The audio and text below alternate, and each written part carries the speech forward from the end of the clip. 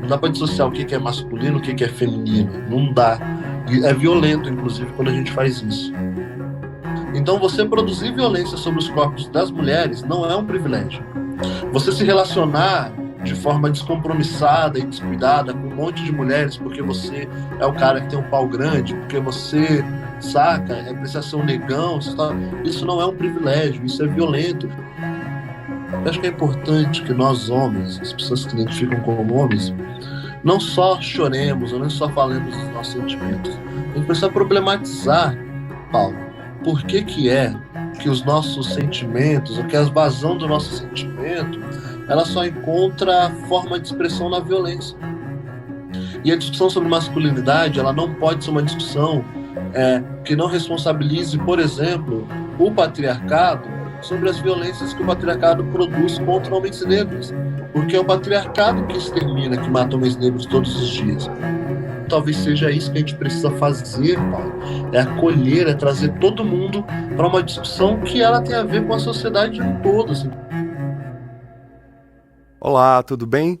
Bem-vindo, bem-vinda, bem-vinde a mais um episódio do podcast Almasculina, conversa sobre masculinidades.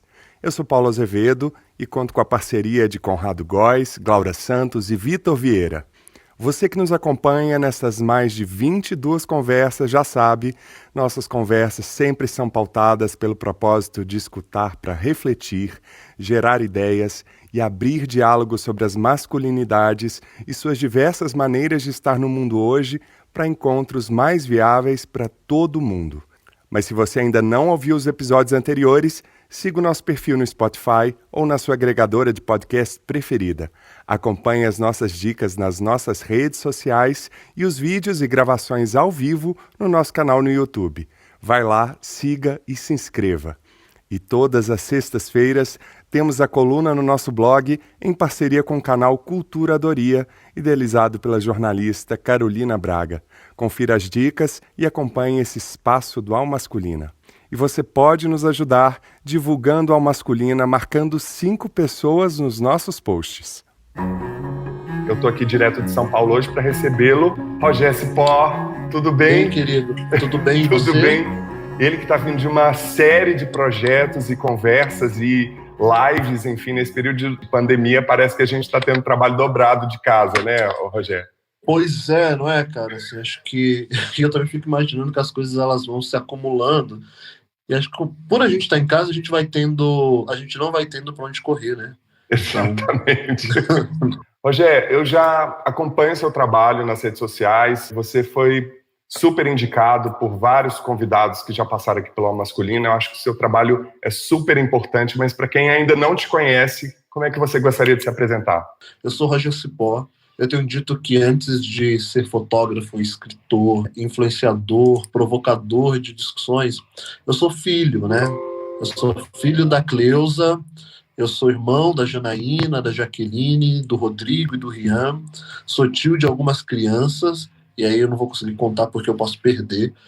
Pois é, são quantos? Você sabe, mais ou menos? Cara, são tipo quase, mais ou menos, quase umas 8 crianças. É muita que gente. Ótimo, que ótimo. É muita gente. Eu gosto muito, assim.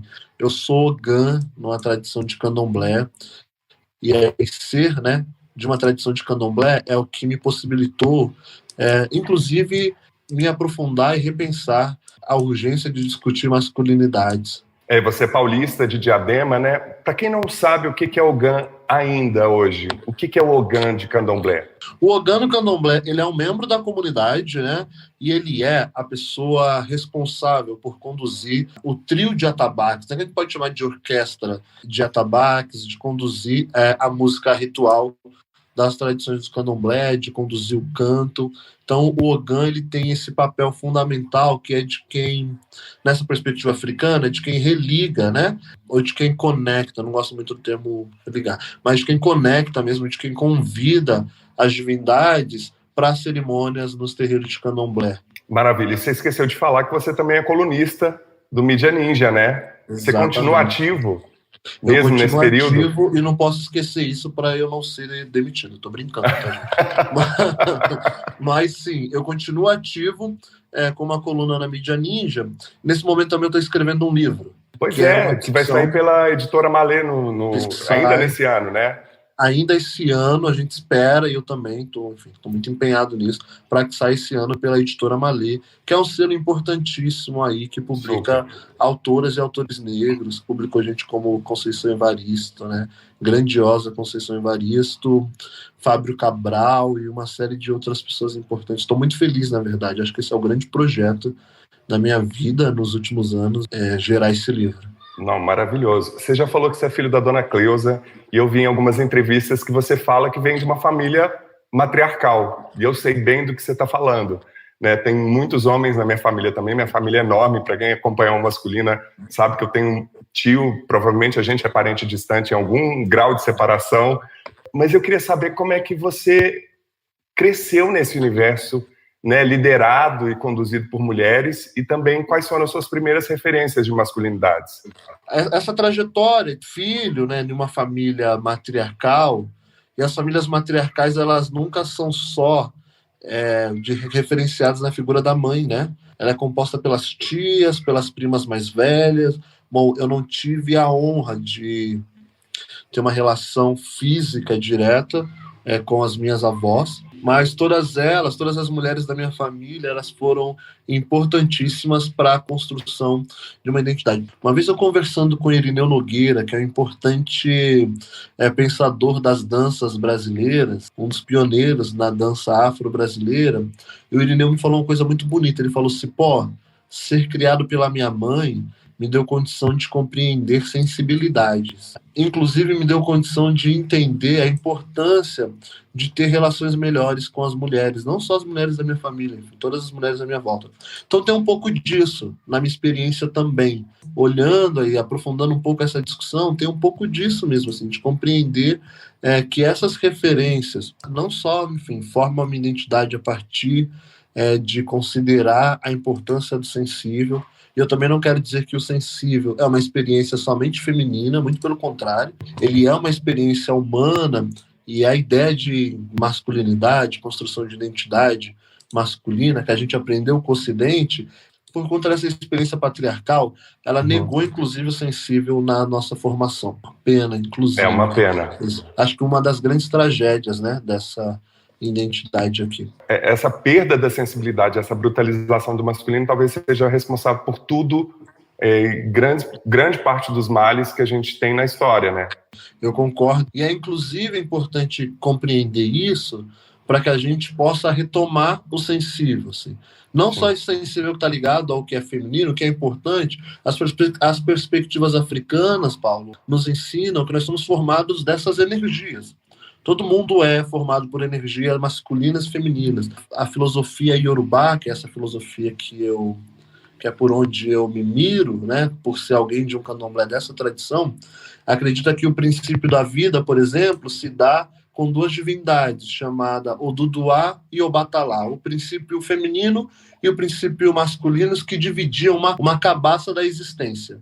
E quando essa cabaça expande, eu gosto de dizer que ela não rompe, ela expande, a gente cria a massa daquilo que pode chamar de céu e o que a gente chama de vida terrena. Isso não é oposto, né? Isso são forças complementares.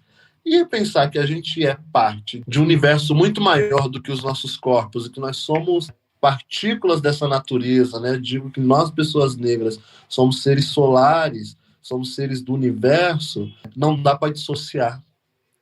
Não dá para dissociar o que é masculino, o que é feminino. Não dá. E é violento, inclusive, quando a gente faz isso. E é curioso você falar isso, porque ontem eu estava numa live com a terapeuta Rita Sinara, e nominar as energias de masculino e feminino, as energias são antes de serem nominadas, né? O povo negro, os africanos, têm essa energia solar.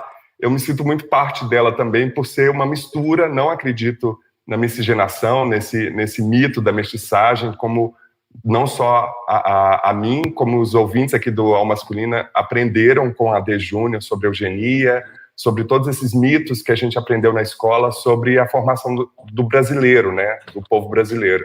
Você tem usado muitos espaços para levar seu discurso, suas reflexões, suas provocações. Do que você tem mais vontade de dizer hoje? Estou falando hoje e agora mesmo, assim, o que você tem vontade de falar, não no sentido mais amplo de meses, daqui a semanas. O que está te inquietando hoje, assim, porque você é muito demandado, né?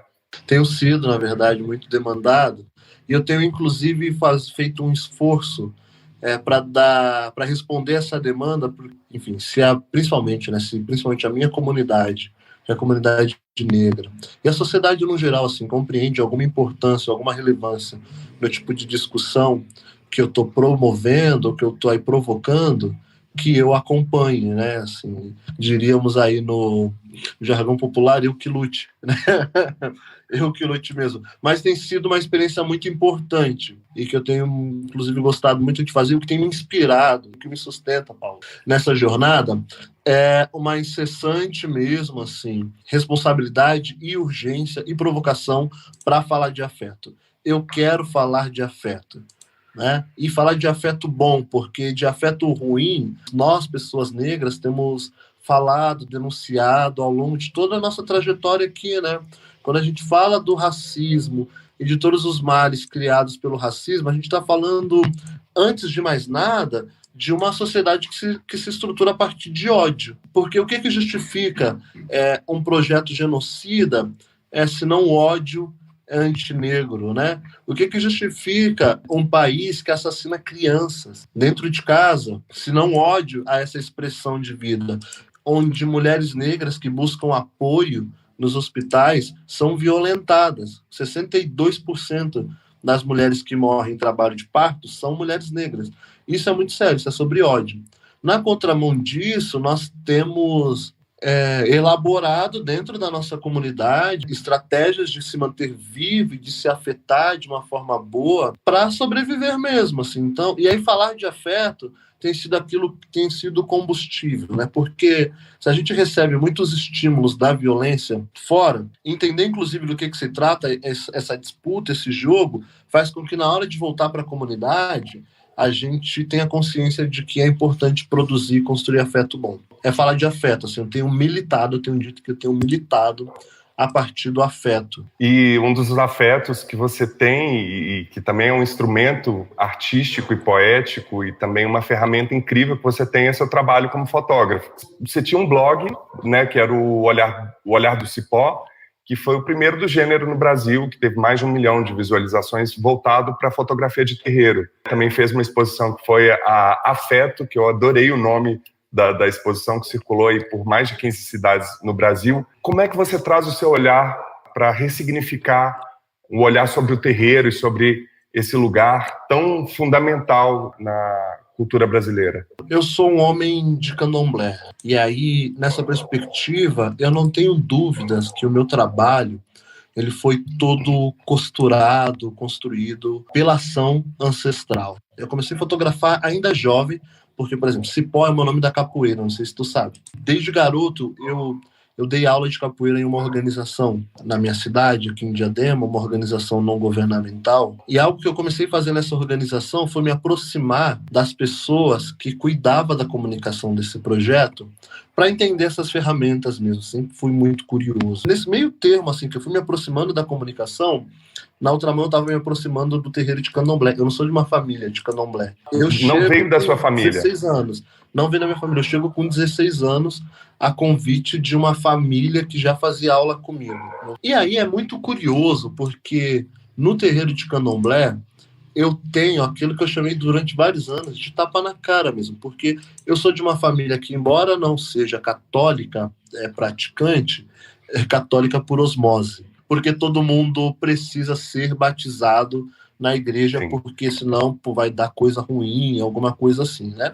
Tive no terreiro de candomblé o segundo contato de muito afeto, de muito cuidado, num espaço que eu era talvez desconhecido, mas ninguém me discriminou. Ninguém, me distratou por qualquer que fosse o motivo. Muito pelo contrário, eu fui muito bem recebido, muito acolhido, as pessoas muito preocupadas com o meu bem-estar. E aí eu lembro de voltar para casa, isso com 16 anos, tá? Pensando que, cara, que coisa é essa que faz com, tipo, com que eu e uma série de outras pessoas tenham uma repulsa do candomblé e de outras práticas tradicionais religiosas afro-brasileiras por um desconhecimento e por uma construção demonizada de imaginário e de discurso. E aí eu passei a me aproximar. Essa aproximação também, ela coincidiu com meu ingresso na escola de fotografia, né? Eu estudei na Escola São Paulo. Então, o terreiro de candomblé, além da capoeira e desse projeto que eu já trabalhava, virou quase que o lugar onde eu ficava ali treinando meu olhar, treinando fotografia, treinava movimento, treinava cor, porque é um universo, né, colorido, texturado. Passei a usar desse lugar mesmo assim para me aprofundar. Quando eu fui ver, eu estava mergulhando no candomblé e na imagem do candomblé. Um outro passo disso foi usar as redes sociais. Eu já trabalhava com comunicação, né? Fazendo a comunicação dessa organização que até então era só um professor de capoeira, então eu fui pulando, né, no mesmo lugar, assim, fui construindo. Hoje eu vejo que foi uma construção muito bem ajeitada até. Característico Então, de tipo, quem é curioso, né? Muito de quem é curioso. Tinha um despertar, eu comecei a estudar comunicação, estava estudando fotografia, quando eu fui ver, eu estava assumindo a comunicação dessa organização, estava criando um núcleo de educomunicação dentro da periferia de Diadema para ensinar crianças e jovens a lidar com as ferramentas de comunicação para contar os seus sonhos, para denunciar, enfim, questões das violências cotidianas, para contar suas histórias. Um movimento, talvez, dos mais importantes que aconteceu foi eu ver as pessoas de candomblé se vendo retratadas e se vendo valorizadas e valorizando as suas imagens. Isso foi muito bonito. Isso gerou um movimento que até hoje eu não sei como ele aconteceu, mas eu acho que quando a gente tem condições de contar as nossas próprias histórias a partir dos nossos próprios olhares, a partir daquela humanidade que a gente está reivindicando, a leitura de mundo vai sendo ampliada e ela vai sendo mostrada de uma forma mais digna. Comecei um blog falando dessas experiências, mostrando essas fotografias. Era um blog, a princípio, que eu publicava as minhas práticas ali, enquanto alguém da área da fotografia. E quando eu fui ver, eram mais de 10 mil pessoas acompanhando. Aí depois eram 20, aí era 100 mil visualizações, aí era 1 milhão de visualizações. E aí eu entendi nesse processo todo que aquela era a minha pesquisa, talvez a minha pesquisa de vida. E ainda é, né? Um tempo depois, eu gerei Afeto, que é essa exposição que foi destaque no Foto Rio, que é um importante festival de fotografia internacional no Rio de Janeiro, com essa mensagem, assim, que é uma série fotográfica, basicamente, em que pessoas de candomblé trocam expressões de afeto com as divindades. Não é uma leitura daquelas sensacionalistas que vários fotógrafos fizeram ao longo da história. A primeira memória que eu tenho relacionada ao candomblé veio do Pierre Verger. Exatamente. Inclusive, meu trabalho, esse novo trabalho, faz uma crítica diretamente a essa obra do Verger, que é importante, mas faz uma crítica do tanto que, de alguma forma, a obra do Verger e a obra do José Medeiros, que são focos que eu decidi, enfim, discutir, podem ter colaborado com o acirramento dessa imagem ou desse imaginário demonizador, né? Desse imaginário marginalizante, que exotiza, que inclusive em alguns momentos hipersexualiza. Então tudo isso eu estou trazendo para a discussão para dizer que, olha, ao longo da história foram só homens brancos, isso é um dado importante, porque são homens brancos. É, na verdade, a exata visão do patriarcado sobre tradições afro-brasileiras. Quais foram os lugares que essas fotografias determinaram para essas tradições? Então, meu trabalho discute um pouco disso, e do outro lado, discute a urgência e a importância das pessoas de candomblé, mas os antropólogos chamam dos pesquisadores insiders, né? Então, são aquelas pessoas de dentro que pesquisam suas práticas para apresentar. Esse trabalho todo, olhar tudo isso, foi o que me provocou também a discutir masculinidades, porque é uma outra forma também de construir imagens, de construir narrativas, definir as identidades. Pois é, você tocou em duas palavras que eu não queria perder, que uma, você já falou logo nesses primeiros minutos da nossa conversa, a palavra afeto várias vezes. E você falou numa entrevista que a dona Cleusa praticamente criou vocês, seus irmãos, que seu pai saiu de casa muito cedo e que você teve um encontro com seu pai esse ano, inclusive para devolver a ele a paternidade do seu irmão caçula, né? Como é que os homens estão representados na sua fotografia e como é que o afeto, você falou de um espaço de acolhimento na capoeira e no candomblé, você percebe esse refazer as pazes com o masculino nesses espaços, assim? Eu posso te dizer, Paulo, que esses espaços, eles nunca se distanciaram do masculino, do paterno, do mestre, dessa relação do homem mais velho com o homem mais novo. Esses são espaços circulares, contra toda a sorte, contra toda a crueldade do patriarcado e do racismo e das violências que a ação do Ocidente, da colonização criou. Esses espaços preservaram a potência dos homens negros, porque os sacerdotes de candomblé, os ogãs, as crianças mais novas, os mais velhos, o mestre de capoeira, né? Por que é um mestre de capoeira? Ele é um mestre porque ele é quem conduz, e não conduz só uma educação esportiva, porque não é só esporte. Sim. Não conduz só uma educação cultural, porque não é só cultura. Conduz uma educação social, uma educação que, inclusive, o Ocidente não dá conta de compreender. Mas agora é esporte, não, mas agora é dança. Putz, já virou literatura. Não dá conta de compreender isso.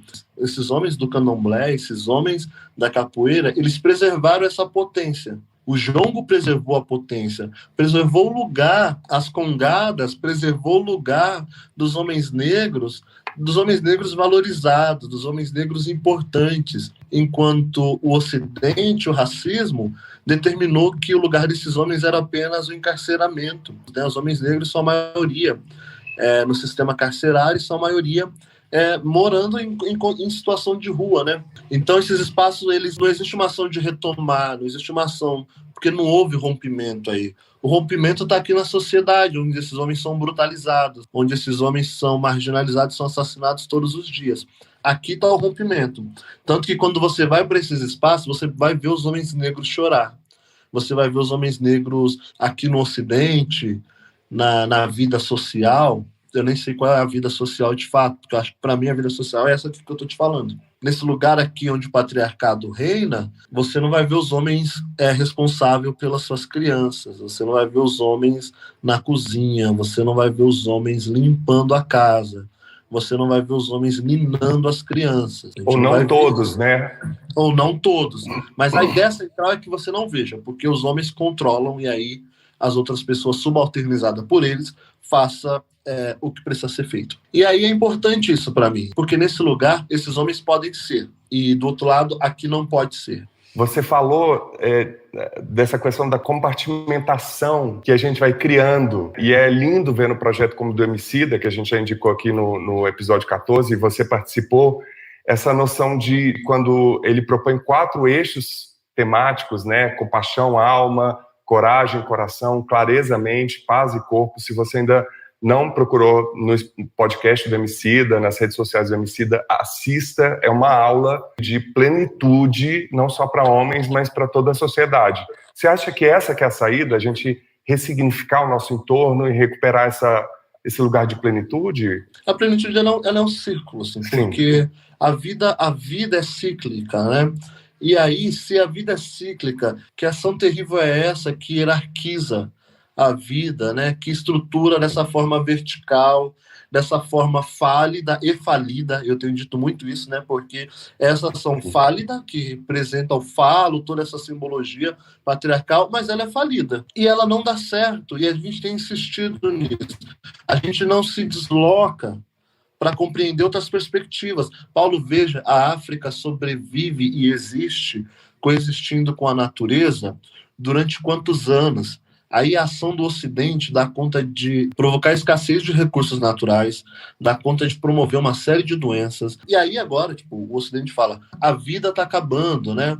O universo está acabando, o fim do mundo está chegando, amigos. Quem adianta o fim do mundo são os agentes do Ocidente. É a figura do homem branco patriarcal que têm adiantado isso.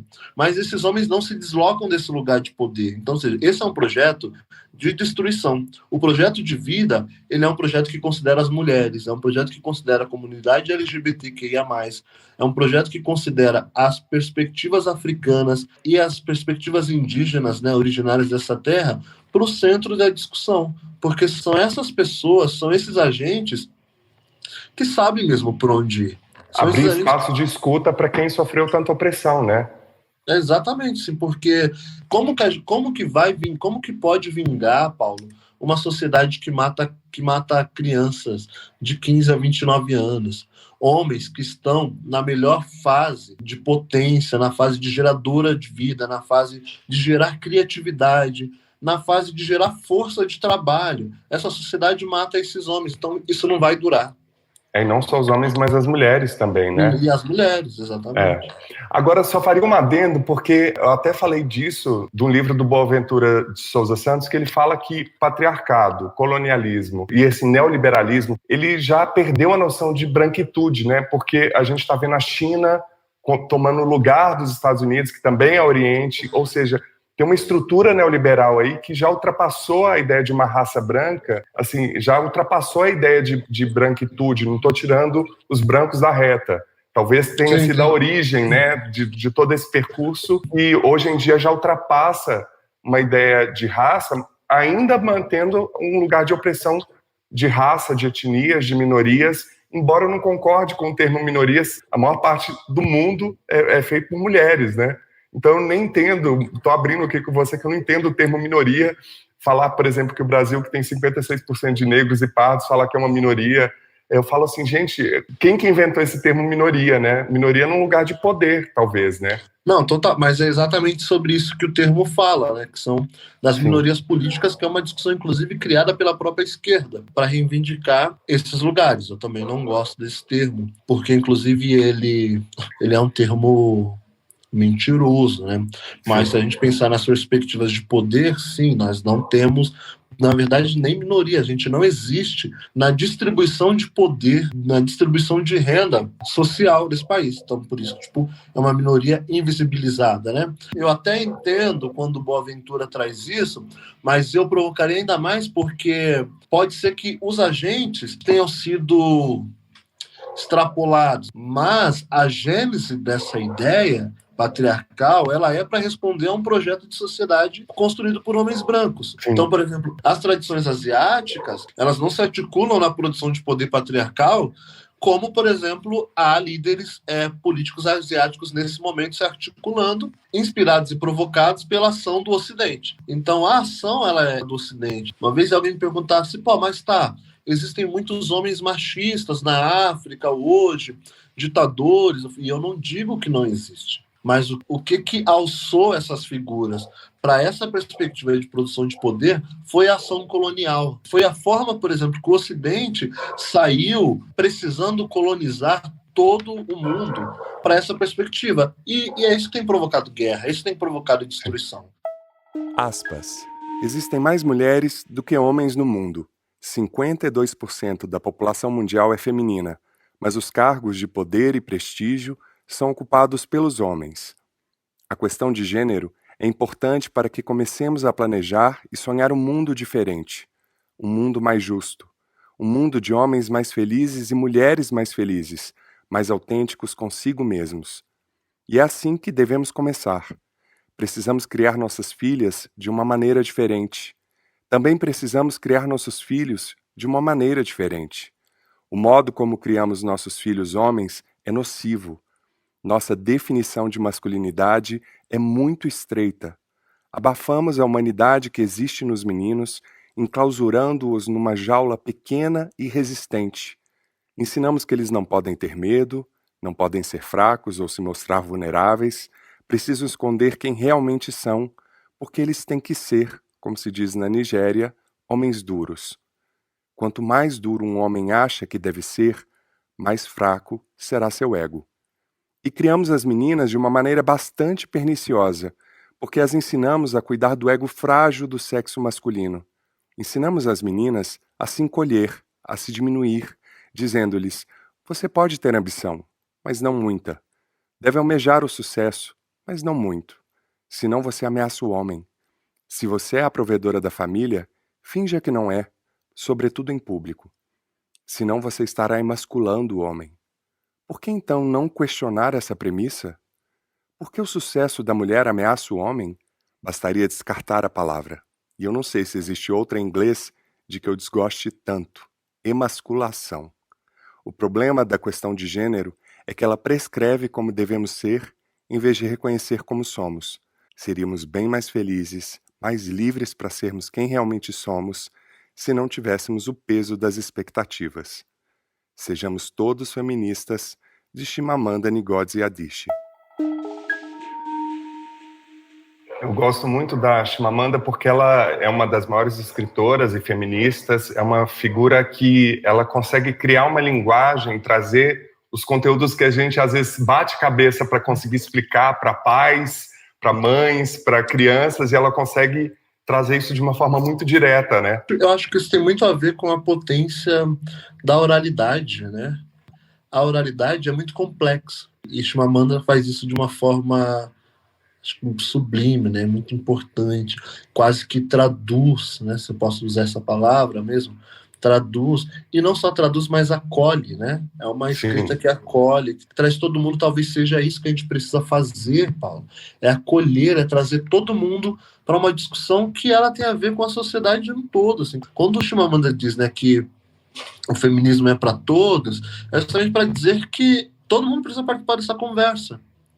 Né? Discutir masculinidades, por exemplo, é uma discussão que ela não pode ser restrita só para homens, principalmente num país onde as mulheres são grandes responsáveis pela educação de novos homens, ou de pessoas que se identificam com a identidade masculina. A fragmentação, esse é um grande problema da ação colonial, que é a fragmentação. Ela só tem um motivo: esvaziar, né? Esvaziar e oprimir, e colonizar, e dominar. Né? E aí, quando a gente convoca todo mundo, por isso que eu parto do terreiro para pensar o mundo, porque no terreiro os homens discutem, conversam e aprendem com as mulheres, que aprendem com as crianças, e que aprendem com as mulheres mais velhas e com os homens mais velhos, e que a identidade de gênero ela é um complementar, ela não define, né, as relações, né? Ela não exclui as relações. E aí o Ocidente precisa aprender muito. O Brasil tem muito a aprender com o terreiro de Candomblé, Paulo. Com certeza. Me fala uma coisa, você falou da Chimamanda e falou de oralidade. E eu sei que você consome muita produção acadêmica. O que você tem lido? Onde você busca para, inclusive, gerar conteúdo que você produz? Bom, para pensar afeto, assim, eu tenho dito que, inclusive, o meu livro de cabeceira é O Espírito da Intimidade, da filósofa Sobon Fusomé, do Burkina Faso. Ela vem para o Ocidente, depois ela volta para a sua tradição, que são os Dagaras do Burkina Faso, para apresentar para o mundo como que essa tradição, ao pensar relacionamentos afetivos, casamentos e experiências sexuais, inclusive identidade de gênero também, elas pensam a partir do contato dos espíritos. Então, o espírito da intimidade diz que nós nos relacionamos com os espíritos das pessoas. E por ser relações a partir do espírito, toda a comunidade faz parte dessa relação, e as relações elas são construídas em outras perspectivas, inclusive no outro tempo. Eu não acesso corpos, eu acesso o espírito, eu acesso aquilo que as pessoas têm de melhor, que são as nossas energias. E se a gente pensar, talvez seja esse um caminho para que a gente crie relações mais humanizadas, mais afetuosas, relações que não sejam na lógica do descarte, né? Porque essa ação aqui, que a gente tem experienciado, ela é muito numa perspectiva de quem usa quem e como se usa. Isso me alimenta muito. Mas algo que me alimenta muito também é acompanhar discussões na internet. Pessoas, por exemplo, nesse momento como Silvio Almeida, Jonathan Raimundo, é um importante filósofo carioca, historiador, faz um evento incrível que chama Wakanda em Madureira, reúne milhares de pessoas, não no contexto de pandemia, né? É alguém que todo mundo precisa ouvir, a produção musical, né, de pessoas negras, ouvindo mulheres negras na literatura, né? Falei de Sobon Fusomé, mas eu estou lendo agora um livro importantíssimo da Winnie Bueno, que ela, enfim, reflete a partir do conceito de imagem de controle, um conceito cunhado pela Patricia Hill Collins, que vai apresentando como que o racismo criou mesmo imagens de controles, e aí é muito importante para mim, enquanto fotógrafo, pensar isso, entender isso, que são imagens para controlar, inclusive, a construção da subjetividade de pessoas negras. Então, a mulher negra raivosa, a mulher negra fogosa, o homem negro violentador, como máquina compulsória de sexo, todas essas imagens são criadas, inclusive, para justificar um projeto de genocida. Entender isso também ajuda a reelaborar respostas, né? Então, sim, são essas coisas que têm me alimentado muito intelectualmente, se eu posso dizer. Você falou de sexualidade agora, e eu achei muito curioso que em várias entrevistas você menciona que as pessoas acham que você, por ser tão afetuoso e sensível, você é homossexual. Ainda bem que eu não preciso mais falar isso para ninguém, porque e isso não é um problema, mas durante algum tempo o meu grande incômodo nem é ser que as pessoas relacionem a uma identidade homoafetiva ou bissexual, mas é não compreender que ok, que importante que homens negros possam elaborar as suas experiências ou possam performar negando a brutalidade, né? Negando essa dureza, né? A dureza, Paulo, assim, um corpo duro, um objeto duro, ele é inflexível, né? Aquilo que não é inflexível não se adapta ao ambiente humano, né? Não se molda, não se movimenta, né? Então, isso serve para quê?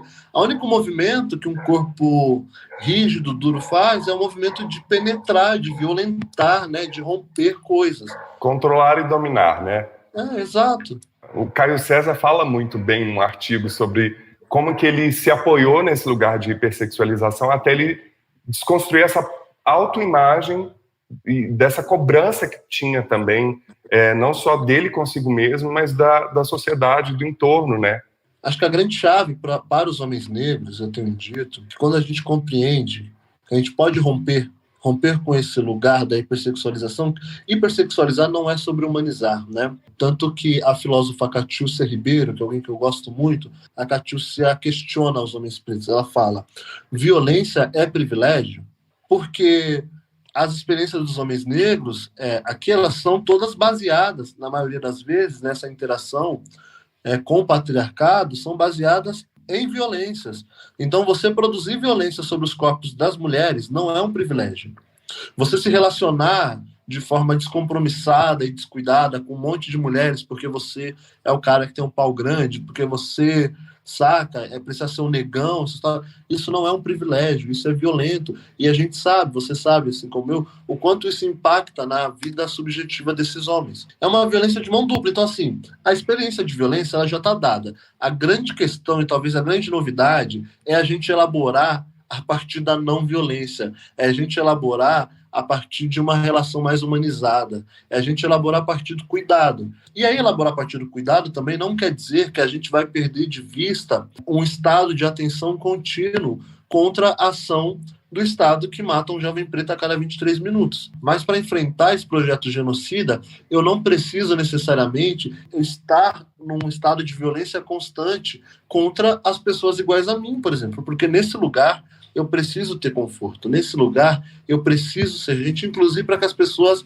possam me ajudar a enfrentar esse projeto. São as primeiras que vão estar com você, né? O AD Júnior fala muito disso. Ele fala assim, se existe uma homofobia de um homem negro hétero com um homem negro homossexual, isso é uma questão nossa, né?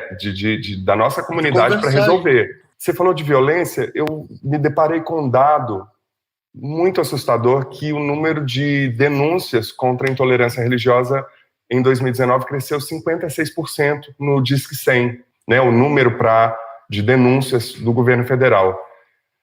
Você acha que nos últimos anos isso piorou? Por quê? A gente tem, sim, uma escalada da violência produzida por grupos neopentecostais no Brasil. Isso é fato. Assim, está aí dando as caras nos últimos anos, assim. Mas talvez a gente também, Paulo, tenha visto mais denúncias com acesso à internet, a telefone. Por exemplo, a organização de grupos religiosos contra a intolerância religiosa, que depois a gente passou a denunciar como racismo religioso, que formou a minha identidade ativista, né? Eu venho dessa experiência de militância, né? Esses grupos estão organizados há anos. Só que nesse momento a gente tem mais condições de fazer as denúncias mesmo. Assim. Então, obviamente, todo mundo vai ver mais, porque, por exemplo, vários de nós somos jornalistas, fotógrafos, videomakers, uma galera que, pode denunciar. Na década de 50, não. E Sim. na década de 90, quando a Igreja Universal do Reino de Deus provocou a morte de uma importante sacerdotisa do Candomblé, né, Mãe Gilda do Ogum, que morreu após complicações da sua saúde, porque teve um retrato seu estampado num grande jornal dessa instituição, atribuindo a ela nomes como charlatã, macumbeira e tudo mais.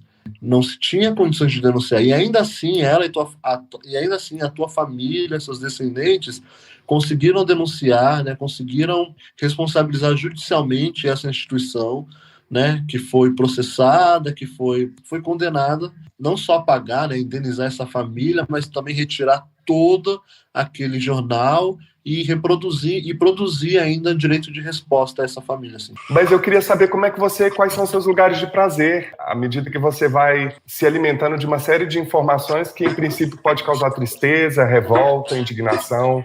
O meu lugar de prazer, assim, é a minha comunidade. Bom, a minha comunidade é a minha família, acho que tem um conforto, assim, né, de prazer de estar junto, tem uma potência que é assim, trocar afeto. Esse momento tem sido muito mais a família, porque, por exemplo, outras experiências de afeto, por exemplo, afeto sexual, está muito restrito para todo mundo. Você mora com a sua família? Eu moro com a minha família. Eu não sou casado. Enfim, tem sido essa experiência. Tem sido uma forma de achar nesses lugares conforto e prazer. Estar conectado com a comunidade negra, ser a comunidade de enfim, minha família, mas são os meus amigos, a pessoa com quem eu me relaciono, é a música que eu ouço, que é basicamente música negra, é a arte que eu consumo, os filmes, tudo isso é uma forma também de cuidado, assim, porque se a gente, Paulo, não construir esses lugares, a gente sucumbe à ação do racismo, né? Porque o racismo, comecei falando, o racismo é sobre ódio. Entristece, o racismo oprime. É sobre ódio, o racismo oprime, a opressão ela é sobre tristeza, ela é sobre melancolia, e essa melancolia ela é o que vai resultar em cânceres, vai resultar em uma série de doenças. É nesse lugar que eu produzo e que eu, enfim, experiencio isso. Lugares Comuns, com a psicóloga e sexóloga Ana Canosa. A ejaculação precoce é o que acontece quando? Porque as pessoas ouvem isso e tem tido cada vez mais soluções bizarras na internet, clínicas prometendo milagres. Outra coisa, gente, esse negócio de aumentar o pênis, comprar aparelho pela internet para aumentar o pênis, esquece, isso não existe, isso não é regulamentado, né? E pode provocar problemas mais sérios e mais graves. Então, tamanho do pênis, você até tem algumas cirurgias que podem ser feitas por urologistas e tal, mas que aumentam às vezes 2 centímetros, mas para quem tem um micropênis, talvez 2 centímetros seja bastante. A gente estava falando sobre os transtornos, então a gente tem todas as questões físicas que podem provocar disfunções sexuais, e a gente tem todas as questões emocionais que podem provocar disfunções sexuais. Quando eu estou falando de disfunções sexuais, eu estou falando sobre problemas derivados da resposta sexual. Resposta sexual, desejo, excitação, orgasmo e resolução. Se eu tenho problemas nessa resposta, problemas recorrentes e persistentes por no mínimo 6 meses, isso é critério diagnóstico, de livro. Claro que um homem pode começar a ter alguma ejacular rápido e não conseguir controlar, e no meu consultório isso está acontecendo há 2 meses. Não significa que a gente não vai trabalhar. Não é isso que eu quero dizer. Mas como critério diagnóstico, essa disfunção, ela precisa ser recorrente. Para a gente poder entender se ela é primária, é a primeira vez que acontece, ou se ela é secundária. Já só está acontecendo agora, não aconteceu. Então, por exemplo, disfunção erétil. Problemas de ereção. Nunca tive problema de ereção, estou tendo agora. Então, é uma disfunção erétil secundária. Ela é total ou ela é parcial? Ou seja, você não tem ereção nunca ou você perde a ereção ao longo da relação sexual? Ela é situacional, ela é total. Ou seja, sempre acontece em todas as vezes, independente se é na masturbação, no sexo oral, na sacanagem ou na penetração. Ou não, ela só acontece na penetração. Na masturbação não tem perda de ereção. Então, quando a gente vai fazer um diagnóstico, Você tem que avaliar esses diferenciais. Normalmente, os homens, eles têm muito, muito medo de desempenhar mal o seu papel como homens sexuais. As mulheres brocham o tempo inteiro. A gente brocha sempre. Só que ninguém vê. Às vezes, o jeito de tocar no clitóris, o clitóris é muito sensível. Aí você tá ali, aí de repente toca de um outro jeito ali, aí a sua cabeça voou, distração cognitiva, tchau. Acabou. Broxou. Só que eu não falo pra você que eu brochei, muitas vezes. Agora, o cara quando brocha, ele perde a ereção. É visível. Impacta na penetração. Impacta mesmo. Então, o homem tem muita dificuldade de, por exemplo, mostrar que ele não está afim de transar. Porque já começa daí. Ele precisa sempre ter desejo. Ele é essa máquina de desejo.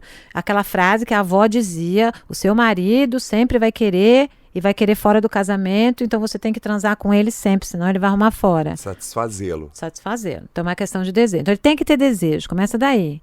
Aí se ele não está querendo transar comigo, alguma coisa está errada. Comigo, as mulheres normalmente voltam-se para elas.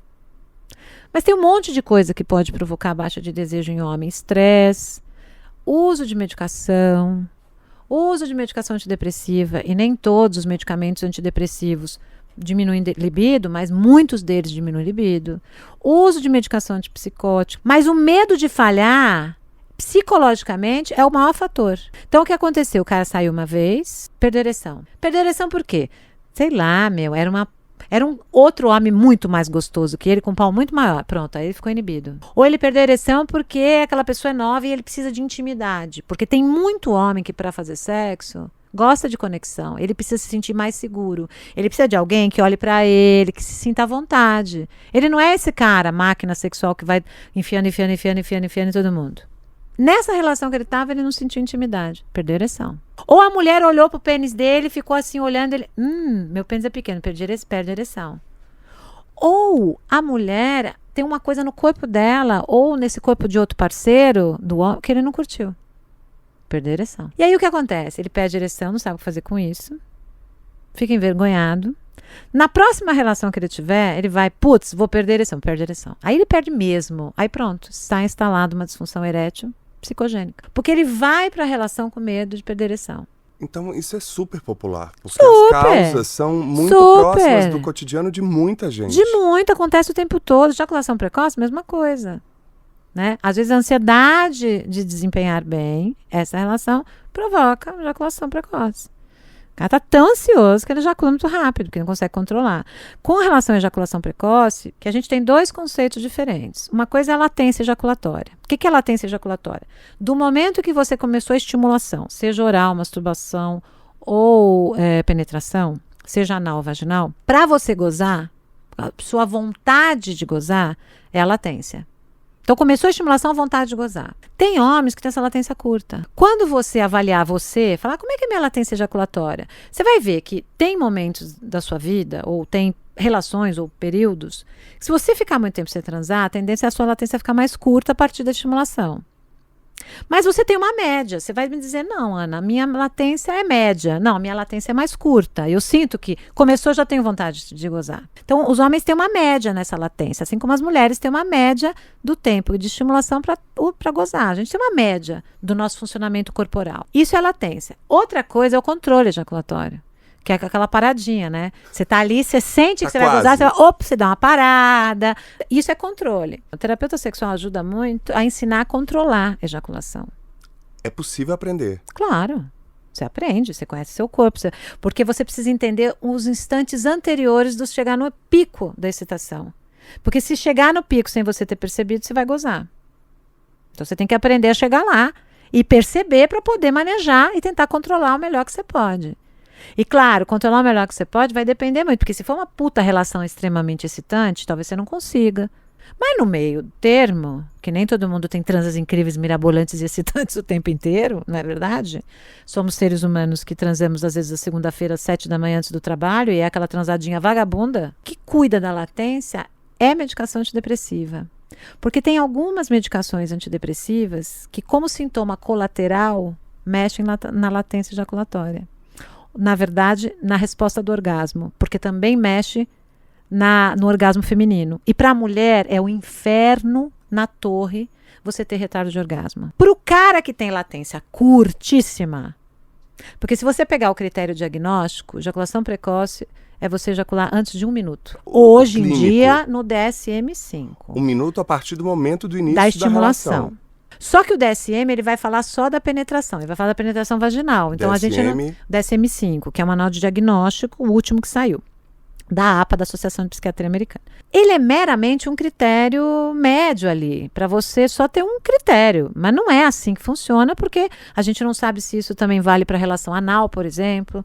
A gente não sabe se na masturbação isso acontece. E ele serve só como parâmetro. Porque você pode ter uma latência de 5 minutos e achar que é curta. Não sou eu, médico, ou eu, psicóloga, vou dizer, não, é mais de 1 minuto? Então não é curta, meu bem. Não.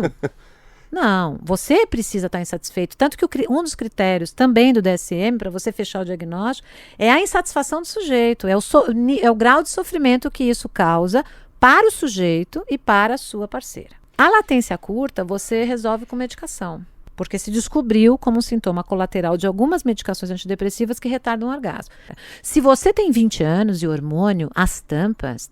Beleza. Se você está no começo de uma relação amorosa, não há antidepressivo que dê problema na tua vida sexual. Mas mesmo hoje a gente vê casos de meninos de 22 anos tomando Viagra. Uma das coisas que eu aconselho aos sujeitos masculinos é que não vão direto para a solução. Porque eu tomar uma medicação antidepressiva para tratar da minha ejaculação prematura, ou porque eu tenho dificuldade, sem tentar controlar antes, é uma grande bobagem. Porque eu vou estar usando uma medicação que gera uma série de outros problemas. Então, a medicação a gente vai dar em último caso, ou para ajudar esse cara que realmente já tentou controlar, mas é insatisfeito. E aí você tem que dar com muito cuidado para ver se não tem outros sintomas, se não baixa o desejo, e você vai controlando. Tem dosagens certas. Mas você concorda? É melhor você tentar entender o que acontece. É melhor você tentar controlar a sua ejaculação para ver se você consegue prolongar. A mesma coisa o uso do Viagra ou do Cialis. Para que eu vou tomar Viagra aos 20 anos de idade? Se o seu corpo está completamente perfeito para você transar. Para quê? Vai chegar no meu sofazinho o cara de 35, o cara de 32, o cara de 41, de orientações sexuais diferentes, que estão tomando Viagra há 10 anos. Estou falando dos meus casos de pacientes. E começaram a tomar a medicação lá atrás por insegurança emocional diante de parceiras novas, por exemplo. Virou bengala. Este próprio cara hoje já não sabe se ele é capaz de ter uma ereção sem medicação. Então você tem que ter um acompanhamento, vai desmamando aos pouquinhos, que nem droga, dependência química.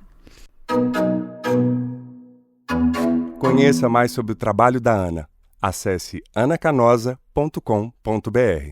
Qual que é a sua visão sobre essas articulações em torno das masculinidades nessas últimas décadas, principalmente no Brasil, mais recentemente? Para variar, a gente sempre com um delay do que está acontecendo em termos de pautas e discussões. Qual que é a sua visão sobre isso? E qual que seria o conselho para um canal como a Masculina? Desde quando, na verdade, eu passei a participar das discussões sobre masculinidades porque eu percebi que, em alguma medida, ela ainda cumpria uma agenda de reelaboração dos lugares do patriarcado. Porque tinha muito uma história, ainda tem de dizer, olha, os homens precisam chorar, os homens precisam falar dos seus sentimentos, homens se abram. E aí, cara, tem uma coisa que ela é antes, assim. Eu acho que é importante que nós homens, as pessoas que se identificam como homens, não só choremos, ou não só falemos dos nossos sentimentos. A gente precisa problematizar, Paulo, por que que os nossos sentimentos, ou que a vazão do nosso sentimento, ela só encontra forma de expressão na violência. Então, passei a tensionar, então falar homens, sobretudo homens brancos, chorem sim, mas fala porque quando que você não sabe lidar com o seu sentimento, precisa violentar pai, mãe, as crianças. Precisa falar sobre isso, né? Não só no lugar de chorar. E a discussão sobre masculinidade, ela não pode ser uma discussão que não responsabilize, por exemplo, o patriarcado sobre as violências que o patriarcado produz contra homens negros. Porque é o patriarcado que extermina, que mata homens negros todos os dias. E eu não vi isso ser considerado nas discussões. Então eu falei, essa discussão não pode acontecer dessa forma. Então, obviamente, que homens negros precisam disputar, precisam participar dessa discussão, né? Porque Sim. homens negros também estão no lugar daquilo que o patriarcado determinou como subalterno. Homens negros não sentam à mesa do patriarcado. Mas, ainda que a gente não sente essa mesa, a gente também não pode negar que na busca por esse homem branco interior, a gente faça uso, né, das performances patriarcais para produzir poder, para dominar, para uma série de questões. Então, a gente precisa problematizar tudo isso. E foi um pouco disso que eu comecei a fazer e que eu tenho feito. Em alguns momentos com uma incidência radical um pouco mais, né, e porque acho que é importante também, assim, acho que não há muita transformação se a gente não radicaliza, né? Radicaliza no sentido de vamos na raiz do problema, vamos enfrentar isso. A gente quer discutir masculinidades para derrubar mesmo o patriarcado, a gente quer discutir masculinidade para reelaborar o nosso machismo. Eu acho que masculinidades é o start, mas o start partindo de classe, raça e gênero. Né? Se você não inclui em toda a conversa sobre masculinidades, no mínimo esses 3 pilares, a gente vai estar pendente ou vai estar abrindo frestas para cair num lugar de masculinista em que a gente vai se dar as mãos e vai reafirmar os nossos lugares. Entendeu? A gente vai fazer isso, a gente não pode, assim. E aí, o meu conselho, assim, sinto muito pode ser duro, pode ser, eu acho maravilhoso, porque você é tão novo. E eu estava achando tão curioso, você falando, nos meus 16 anos, como se fosse décadas atrás. Eu achei isso tão curioso. Eu falei, gente, é porque isso, a pessoa já tem uma carga e uma maturidade muito grande, né? Exatamente. Acho que tem uma história também que a gente foi vendo uma experiência de crianças negras que foram forjadas a ser homem muito cedo. Então, há um acúmulo aí de experiências que é absurdas, assim. Às vezes eu paro e olho e falo... Primeiro, eu sempre faço 2 perguntas, assim. Uma delas é, tipo, cara, como eu vivi tudo isso? E a segunda é, cara, eu sobrevivi a tudo isso. Isso é muito terrível, mas também é muito importante pensar sobre isso. Mas o meu conselho, assim, é que a gente nunca deixa, assim, que espaços, por exemplo, como Alma Masculina, que é um espaço importantíssimo, que tem promovido discussões de muita qualidade, não desconsidere em momento nenhum a centralidade da discussão racial no Brasil. A gente precisa fazer isso. Assim. Isso não é porque é importante discutir racismo, é porque se a gente não discutir raça, a gente não vai avançar para lugar nenhum, né? Os homens brancos continuarão produzindo as mesmas violências e a gente não avança. Concordo. Né? Então, é o primeiro lugar, assim. O primeiro lugar, acho que é o grande pedido que eu tenho feito, né? É para as pessoas, discutam raça. Antes da gente discutir masculinidade, vamos discutir raça. E você tem meu contato, você tem um contato da Masculina. Quando a gente se perder nesse propósito, você me liga. Com certeza. Me dê uma chamada. Com certeza. Fora do mar. Você já se sentiu peixe fora d'água, inadequado? Você já se sentiu fora do mar? Cara, muito assim. Eu sou homem preto, cara. Então, tipo, eu sou homem preto que estudou em algum momento em escola privada. E aí você ser o único, o segundo ou terceiro negro da sala é sempre ser peixe fora d'água. Eu só alguém tem uma trajetória que em vários momentos eu fui preto único, isso é terrível, porque é isso que o racismo faz, o racismo isola as nossas experiências, né? Mas eu também já me senti peixe fora d'água, por exemplo, em espaços masculinos dentro da minha comunidade, porque isso não é ser negão, pô. Todas essas coisas, então já. Cá entre nós. O que você faria para termos, ou faz, para termos encontros mais viáveis para todo mundo, ainda que à distância, hoje? Acho que é tentar os encontros, né? É tentar, é fazer, construir, assim. Acho que elaborar é importante, mas se a gente não agir sobre as coisas, agir do jeito que der, no lugar que der, vamos agir, e aí no caminho a gente organiza, acho que é uma forma. Isso foi uma coisa que eu aprendi nos últimos anos, sabe, Roger? De não esperar tudo ficar tão pronto e sem arestas para se colocar em movimento. Vai aprendendo no meio do caminho e limpando e aparando as arestas ali, porque a coisa precisa ter uma urgência, né?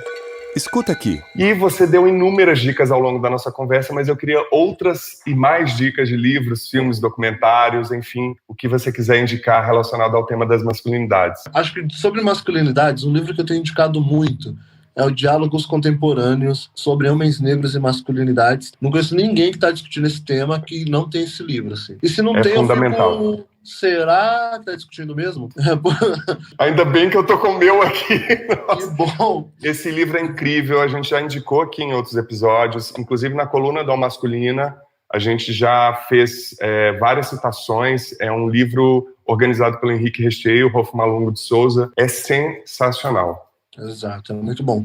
Tem um artigo do Davidson Nkosi que chama O Pênis Sem Falo. E aí ele discute mesmo o lugar do homem negro na discussão de masculinidade. Assim. Davidson também tem um livro importante que é Frantz Fanon, um revolucionário particularmente negro. E aí o Davidson tem uma das obras mais importantes que se debruça a estudar Fanon no Brasil. E aí ele faz esse livro, e é um livro muito interessante, assim, vale muito a pena. Eu sugiro ler o professor Renato Nogueira, importante referência aí na discussão de filosofia africana. Sugiro ler Catiúcia Ribeiro. A Catiúcia não tem obra lançada ainda. O livro do Renato Nogueira é Mulheres e Deusas. Ele mostra como que deusas, divindades femininas de várias tradições pode colaborar com a identidade de mulheres, sobretudo mulheres negras. O outro livro do Renato, que é um livro muito importante, é um dos primeiros livros do gênero, que é um livro sobre o ensino da filosofia e a Lei 10.639, que é a lei que obriga o ensino da cultura afro-brasileira nas escolas. Eu não posso deixar de indicar, porque há algumas semanas a grandiosa Conceição Evaristo apareceu numa live minha de surpresa. Nossa, que presente.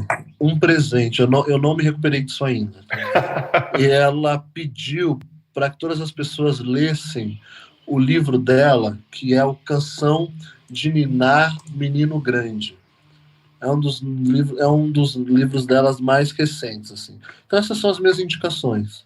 Eu já mandei um e-mail para ela, convidando ela para vir para a Masculina, porque muita gente pensa que a Masculina é só para receber convidados homens. Não, a gente já teve mulheres aqui, já teve a Laerte, enfim, é um espaço aberto. Eu queria indicar o último filme do Spike Lee, o Destacamento Blood, que está disponível na Netflix. Nossa, e ele, cara, eu achei super interessante, primeiro porque o Spike Lee pós-Oscar, finalmente, assim, né, você vê que ele está com um orçamento enorme de 40 milhões de dólares na mão e ele está com um super elenco. A história, basicamente, retrata a ida de veteranos de guerra afro-americanos, né, ou seja, a maioria que foi para o Vietnã, para os campos de batalha, eram negros, né, que é o outro apagamento da história, e eles vão lá resgatar os restos mortais do líder desse grupo, desse recrutamento. Aí, enfim, a partir do que eu disser, é spoiler. O que eu acho mais interessante no Spike Lee, eu vi algumas críticas reafirmando isso, de como todos os personagens não são maniqueístas.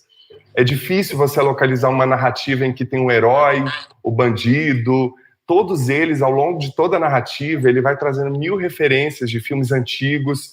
Enfim, como não poderia deixar de ser a indicação de um filme brasileiro, Sócrates. Eu não tinha indicado ainda esse filme aqui, do Alexandre Morato, que é protagonizado pelo Christian Malheiros, que é um super ator, que após a morte da mãe que o criou, ele precisa sobreviver sozinho em São Paulo e vai enfrentando essa dura realidade, colocando seus valores, ideais à prova. O Christian, que é esse super ator, inclusive, é um dos protagonistas da série Sintonia, criada pelo Condzilla, que também está na Netflix, e que eu adorei assistir. Sim. Como é que faz para te achar nas redes? Então, me achar nas redes é @RogerCipó, no Twitter e no Instagram. Eu estou super à disposição aí, querendo bater papo. Talvez eu demore um pouco para responder, mas eu dou conta, a gente vai conversar. Quem você gostaria de indicar para ter essa conversa aqui no Masculina? Então, eu vou indicar a Erika Rio. É uma importante ativista, transativista, na verdade, é codeputada estadual em São Paulo pela bancada ativista, uma mulher transgênero que tem feito um trabalho aí muito importante pela dignidade das pessoas transexuais e travestis. Acho que vale a pena fazer essa conversa. Maravilha. Então, fico esperando o seu contato, a sua ponte com ela, e aí a gente vai ter a alegria de recebê-la aqui. Eu já quero agradecer, Paulo, assim, agradecer muito a tua generosidade, cuidado com essa conversa, pelo convite. Muito obrigado e, enfim, que bom que a gente está conversando. Perfeito. Querido, eu que te agradeço. a sua generosidade, seu afeto, sua disposição, ceder seu tempo corrido para estar aqui com a gente. Te desejo toda a sorte do mundo, que mais e mais canais e espaços de atuação se abram para que você leve seu afeto, seu discurso e sua ponta firme na hora que precisa também, porque é necessário, às vezes, também se posicionar de uma forma não dura, porque a gente já descobriu que a dureza não leva nada a lugar nenhum, mas com um afeto tão contundente quanto o afeto é. Então visite nosso site. Lá você encontra todas as dicas dos nossos quadros, além da transcrição do Lugares Comuns, o episódio na íntegra e a coluna semanal no nosso blog. Anote aí, www.comcultura.com.br/almasculina. Continue nos enviando mensagens, comentários e compartilhe Ao Masculina nas redes. Você nos encontra em diversas agregadoras de podcast, Spotify, Deezer, entre outras. E no Facebook, /Almasculina Podcast, e no Twitter e no Instagram, @Almasculina. Gostaria de agradecer muitíssimo a todas as pessoas que colaboraram, em especial Roger Cipó e Ana Canosa. E também não posso deixar de agradecer Roberto Vogel, Soraya Azevedo e mandar um abraço para todas as pessoas que acompanharam a gravação ao vivo deste episódio pelo nosso canal no YouTube. Acompanhe as próximas. Bom, nosso episódio fica por aqui. O Ao Masculino é feito por Conrado Góes na trilha sonora original, gravação e mixagem, @Conza01, Glaura Santos na identidade visual e arte, @Glaura Santos, Vitor Vieira nas fotos e no registro em vídeo, @Vitor Vieira Fotografia, e eu, Paulo Azevedo, na idealização, roteiro, edição e apresentação, @Paulo Azevedo Oficial.